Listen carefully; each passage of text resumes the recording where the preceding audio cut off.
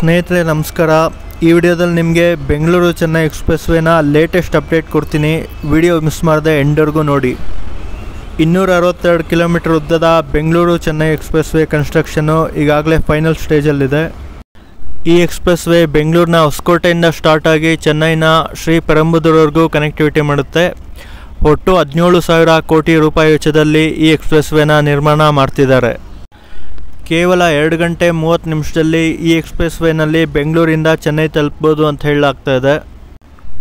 ಈ ಎಕ್ಸ್‌ಪ್ರೆಸ್ ವೇನಲ್ಲಿ ಚೆನ್ನೈನಿಂದ ಬೆಂಗಳೂರಿನ ಹೊಸಕೋಟೆ ಮಾತ್ರ ಅಲ್ಲ, ಇನ್ನು ಮುಂದೆ ಬಂದರೆ ನಮ್ಮ ಬೆಂಗಳೂರಿನ ಶ್ರೀ ಕೆಂಪೇಗೌಡ ಅಂತಾರಾಷ್ಟ್ರೀಯ ವಿಮಾನ ನಿಲ್ದಾಣವರೆಗೂ ಕನೆಕ್ಟಿವಿಟಿ ಮಾಡುತ್ತೆ.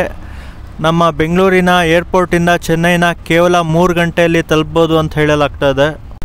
ಇನ್ನು ಈ Bengaluru Chennai express Vena latest update ನೋಡೋದಾದರೆ ಈಗಾಗಲೇ ಇದು 90% ಕಂಪ್ಲೀಟ್ ಆಗಿದೆ.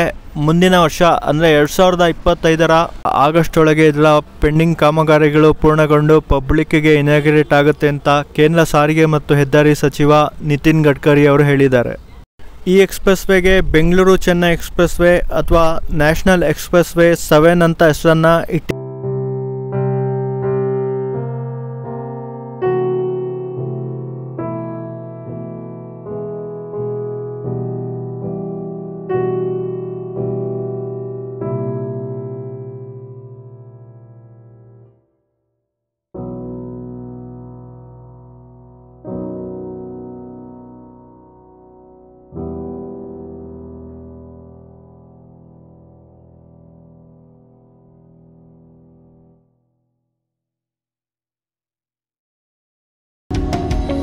ಇದನ್ನು ಒಟ್ಟು 3 ಹಂತಗಳಲ್ಲಿ ಡೆವಲಪ್ಮೆಂಟ್ ಮಾಡ್ತಾ ಇದ್ದಾರೆ.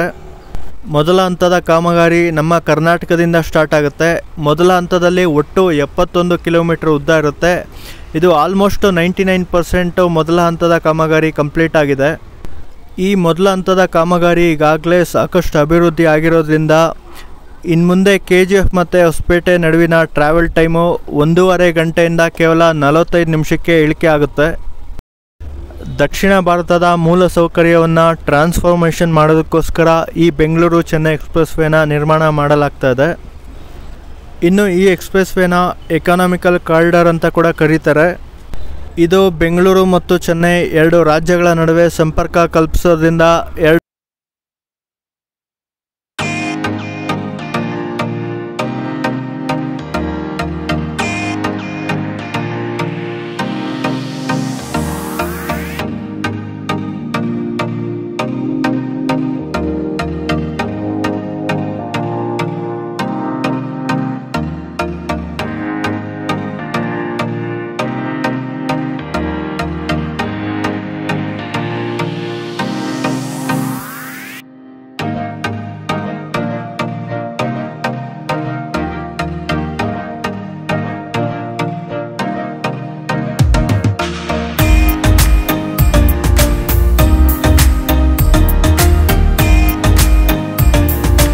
ಎಕ್ಸ್‌ಪ್ರೆಸ್ ವೇನಲ್ಲಿ ಬೈಕ್ಗಳು ಸಂಚಾರ ಮಾಡೋದಕ್ಕೆ ಅವಕಾಶ ಇರೋದಿಲ್ಲ. ಕೇವಲ ಕಾರುಗಳು ಮತ್ತು ಲಾರಿಗಳು ಮಾತ್ರ ಸಂಚಾರ ಮಾಡ್ಬೋದು. ಅಷ್ಟೇ ಅಲ್ಲ, ಈ ಎಕ್ಸ್‌ಪ್ರೆಸ್ ವೇನಲ್ಲಿ ಯಾವುದೇ ರೀತಿಯ ಸಿಗ್ನಲ್ ಕೂಡ ಇರೋದಿಲ್ಲ. ಸೊ 262 ಕಿಲೋಮೀಟರು ಯಾವುದೇ ರೀತಿ ತೊಂದರೆ ಇಲ್ಲದೆ ನಾನ್ ಸ್ಟಾಪಾಗಿ ಟ್ರಾವೆಲ್ ಮಾಡ್ಬೋದು. ಈ ಎಕ್ಸ್‌ಪ್ರೆಸ್ ವೇಗೆ ಸಂಬಂಧಪಟ್ಟಂತೆ ತಮಿಳುನಾಡಿನ ರಾಜಧಾನಿ ಚೆನ್ನೈನ ಶ್ರೀಪೆರಂಬದೂರು ಕರೈಪೇಟ್ ರೂಟು ಆಲ್ಮೋಸ್ಟ್ 60% ಕಂಪ್ಲೀಟ್ ಆಗಿದೆ.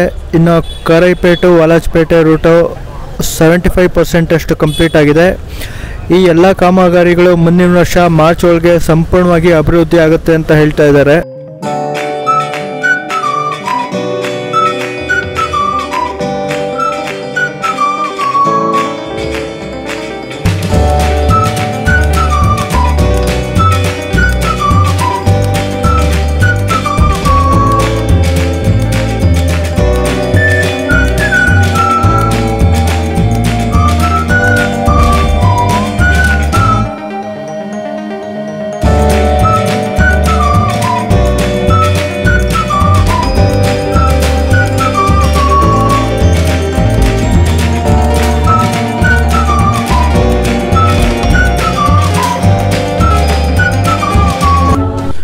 ಸದ್ಯಕ್ಕೆ Bengaluru Chennai expressway final ಸ್ಟೇಜಲ್ಲಿದೆ.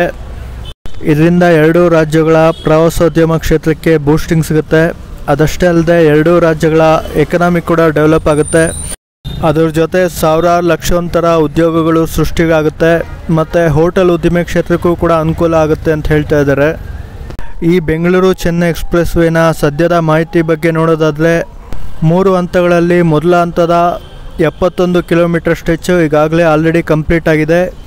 ಇದು ನವೆಂಬರ್ ಅಂತ್ಯದ ವೇಳೆಗೆ ಉದ್ಘಾಟನೆ ಆಗುತ್ತೆ ಅಂತ ಹೇಳ್ತಾ ಇದ್ದಾರೆ. ಇದನ್ನು ಈಗಾಗಲೇ ಕೇಂದ್ರ ಸಾರಿಗೆ ಮತ್ತು ಹೆದ್ದಾರಿ ಸಚಿವರಾದ ಶ್ರೀ ನಿತಿನ್ ಗಡ್ಕರಿ ಅವರು ಕೂಡ ಕನ್ಫರ್ಮೇಷನ್ ಕೊಟ್ಟಿದ್ದಾರೆ. ಸೊ ಮುಂದಿನ ತಿಂಗಳು ನವೆಂಬರ್ ಎಂಡಷ್ಟೊತ್ತಿಗೆ 71 ಕಿಲೋಮೀಟರ್ ಉದ್ದದ ಮೊದಲ ಹಂತದ ಬೆಂಗಳೂರು ಚೆನ್ನೈ ಎಕ್ಸ್ಪ್ರೆಸ್ ವೇ ಪಬ್ಲಿಕ್ಕಿಗೆ ಓಪನ್ ಆಗ್ತದೆ. ಸೊ ಮುಂದಿನ ತಿಂಗಳಿಂದ ಪಬ್ಲಿಕ್ಕು ಆರಾಮಾಗಿ ಈ ಎಕ್ಸ್ಪ್ರೆಸ್ ವೇನಲ್ಲಿ ಓಡಾಡ್ಬೋದು ಅಂತ ಹೇಳ್ತಾ ಈ ವಿಡಿಯೋನ ಇಲ್ಲಿಗೆ ಎಂಡ್ ಮಾಡ್ತಾ ಇದ್ದೀನಿ. ಬೆಂಗಳೂರು ಚೆನ್ನೈ ಎಕ್ಸ್ಪ್ರೆಸ್ ವೇ ಬಗ್ಗೆ ಮತ್ತಷ್ಟು ಮಾಹಿತಿಗಳನ್ನ ಮುಂದಿನ ವಿಡಿಯೋದಲ್ಲಿ ಕೊಡ್ತೀನಿ. ಈ ವಿಡಿಯೋ ಇಷ್ಟ ಆದರೆ ಲೈಕ್ ಮಾಡಿ, ಇಲ್ಲಾಂದರೆ ಡಿಸ್ಲೈಕ್ ಮಾಡಿ. Thank you, take care, love you all.